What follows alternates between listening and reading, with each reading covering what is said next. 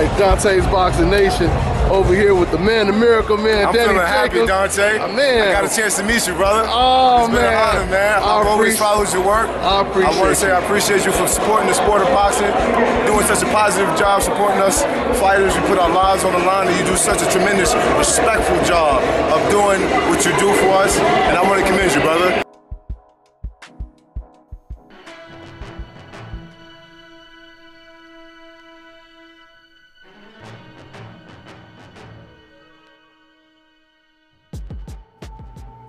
Dante's Boxing Nation, what's going on, guys? Boy, oh boy, I tell you, the irony. That boy Luis Arias, he told Danny Jacobs before the fight, don't run.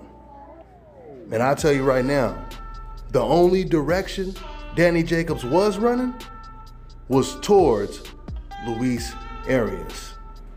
In fact, as I was saying that to myself early on in the fight, after round 8, Danny Jacobs, he looks at Arias and he says to him, don't run, as he's walking to his corner. Danny Jacobs was coming forward. I mean, he had the intentions of a Mike Tyson in this fight. He wanted to knock this guy out so bad. But credit to Luis Arias, he survived. In fact, he was in survival mode in the last quarter of the fight. It seemed, you know, he mainly wanted to just make sure he didn't get knocked out, but at the same time, he was still dangerous. Every once in a while, he would throw that looping right hand, and, you know, that was a nice little Hail Mary that he had. But, for Danny Jacobs to do this against an undefeated, hungry, young lion, his first fight back after he fights Gennady Golovkin, this is who you fight, and he makes it look extremely easy. He wins every single round. He hurt Arias with body shots, and he walked him down once again. Sometimes you have to be careful what you ask for. You just may get it. And Danny Jacobs gave Arias exactly what he wanted. Danny landed twice the amount of punches that Arias did in the fight. He did whatever he wanted to.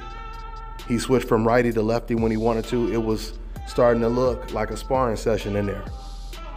So congratulations to Danny. After the fight, he did his post-fight interview, and he basically said that, you know, he just wants all the top middleweights. He said he's going to stay busy.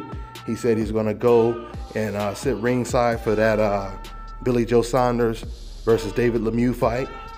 And he wants that fight, and I'm sure that's probably, Eddie Hearn probably wants that too. I mean, it will be very, very difficult. Matter of fact, Danny Jacobs, he talked about it. He said, you know, it'll be very difficult for Golovkin and Canelo and those type of opponents to not fight him, and other middleweights as well, which I totally agree. Danny Jacobs is signed with HBO.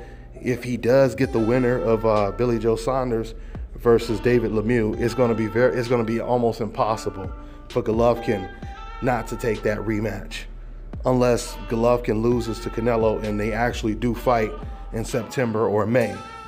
So we'll see what happens, but congratulations to Danny Jacobs. That's all I got for now, guys. I'm on to the next one.